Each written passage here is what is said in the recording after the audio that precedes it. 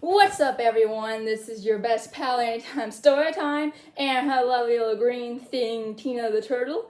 And today's gonna be an epic one. Booyah! Let's get to it. Fist bump. Now, why are you asking me why I wear sunglasses again? Because I am not wearing glasses this time. I am wearing eye contacts. And these sunglasses are very special, which I will show you in the end. Now, let's get right on to today's reading with Booyah! This one's gonna be amazing. The Indian in the cover by Lynn Reed Banks. And we are living off on a very spectacular arch where everything is going to be a-okay and there's not going to be any problems. So let's get right on to it. We start on page 90. No, not 90, never mind. We start on page 90. I was thinking of something else. We start on page 90 with the mom and Omri talking in the kitchen.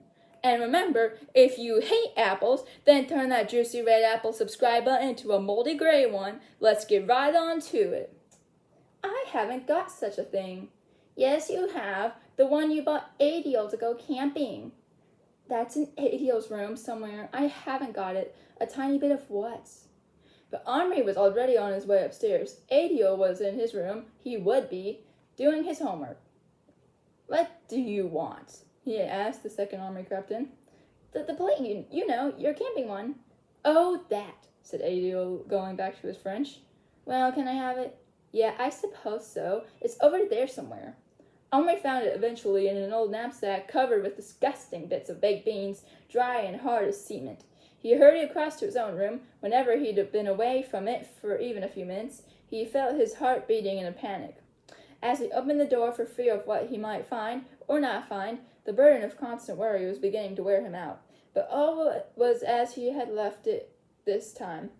Patrick was crouching near the sea tray. Little Bear was directing him to take the tops of several of the jars of poster paint, while he himself fashioned something almost too small to see. It's a paintbrush, whispered Patrick. He cut a bit of his own hair, and he's tying it to a tiny scrap of wood he found, about the size of a big splinter. Pour a bit of paint into the lid so he can reach to dip, said Omri. Meanwhile, he was scraping the dry beans off the plate with his nails. He took the fragment of fire lighter. Oh, quick side note, Omri's nails are probably as long as your dad's. That's a dad joke. Meanwhile, he was scraping the dry beans off the plate with his nails. He took the fragment of fire lighter and the twigs out of his pocket and arranged them in the center of the plate. He washed the bit of meat in his bedside water glass. He'd had a wonderful idea of a spit to cook on from a flat box in which his first erector set had once been neatly laid out, which was now in chaos. He took a rod ready, bent it into a handle shape, and pushed this through the meat. Then, from small bits of the set, he quickly made a sort of stand for it to rest on, with legs each side of the fire so that the meat hung over the middle of it. Let's light it now, said Patrick, who was getting very excited again. Little Bear, come and see your fire, said Omri. Little Bear looked up from his paints, then ran down the ramp across the carpet and vaulted onto the edge of the plate. That must have looked epic, a tiny guy vaulting over the plate. Omri struck a match and lit the fire lighter, which flared up at once with a bluish flame, engulfing the twigs and the meat at once. The twigs gave off a gratifying crackle while they lasted, but the fire lighter gave off a very ungratifying stench, which made Little Bear wrinkle up his nose.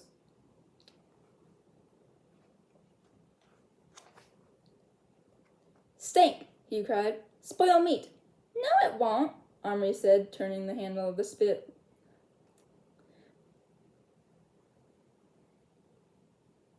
Oh, never mind. No, I won't, Omri said. Turn the handle of the spit, Little Bear. Eventually, he wasn't much used to spits, but he soon got the hang of it. The chunk of steak turned and turned in the flame, and soon lost its raw red look and began to go gray and then brown. The good juicy smell of roasting beef began to compete with the spittiest reek of the firelighter. Said Little Bear appreciatively, turning till the sweat ran off his face. Meat! He had thrown off his chief's cloak, and his chest shone red. Patrick couldn't take his eyes off him. Please, Omri, he whispered. Couldn't I have one? Couldn't I choose just like one, a soldier, or anything I liked, and make him come to life in your cupboard? Well, we have a little bit of time, actually a lot of time, so I'm going to read a bit of Chapter 8. Chapter 8, Cowboy! Omri gaped at him. He hadn't thought of this, but of course now that he did, it was obvious. No boy who knew the secret could possibly rest until he had a little live person of his own. Patrick, it's not like you think. Just something to play with. Of course not. You've explained all about it. Now just let me put. But you have to think about it first. No, stop. If you can't yet. And anyway, I don't agree with you using one of mine. Omri didn't know why he was so reluctant. It wasn't that he was mean. He just knew somehow that something awful would happen if he let Patrick have his own way. But it wasn't easy to stop him. Omri had grabbed him, but he wrenched free. I've got to, he panted. I've got to.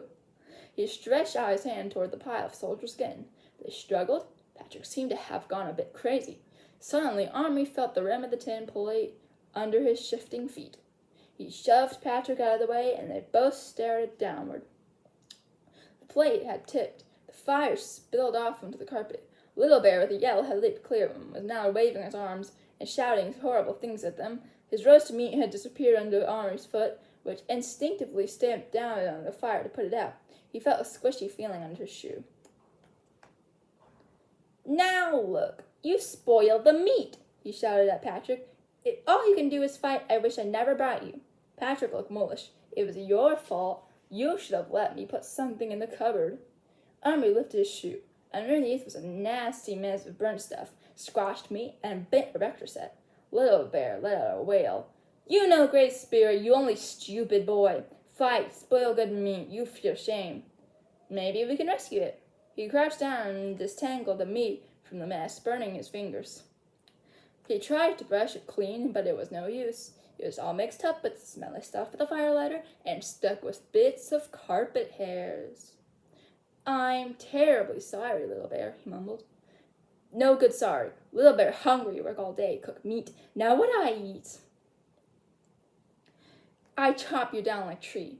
And to Omri's horror, he saw Little Bear run to where the battle axe was lying, pick it up, and advance toward his legs, swinging in great circles as he came.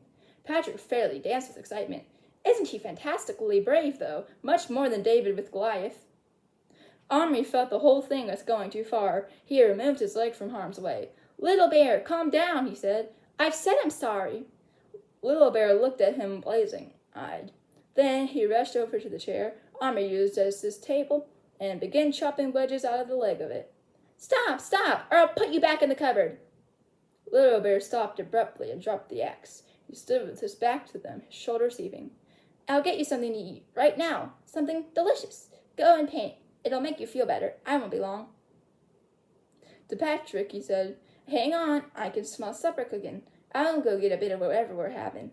And he rushed downstairs without stopping to think. We'll be stopping on page 95, and we'll be stopping with to think. 'Cause there's a lot of things to think about, like my cool surprise. These look like plain sunglasses. See, I can easily put them on, and I look cool in shades. But if you look closely at the sides, you can see King Tiger Taekwondo. I hope it looks well. And I know there's quite a bit of a blur, but it says King Tiger Taekwondo, and the circle has a tiger in it.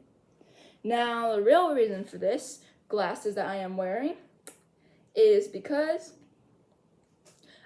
I used to go to Taekwondo for 4 years. From the age of 10 to the age of 13, I did Taekwondo in Leland in King Tiger Taekwondo. Now, you probably have not heard of this place, but they take people your age. That's right. Any kid can go and learn martial arts and protect themselves and be strong and learn to be brave and respectful. And they can do so many cool things like kicking and punching and all that good stuff at Leland's King Tiger Taekwondo. The masters there are very respectful, and they also are very good at teaching kids how to be good fighters. Taekwondo is a Korean martial art, and no martial arts dojo would be complete without a Korean master. And that's where Master Park comes in. She is one of the main masters, and her husband, Master Osborne, is also really good at being a master. They have another master there named Master McKinsey, who's great too. And then there's a master assistant named Miss Sharon, who's also great at being a master.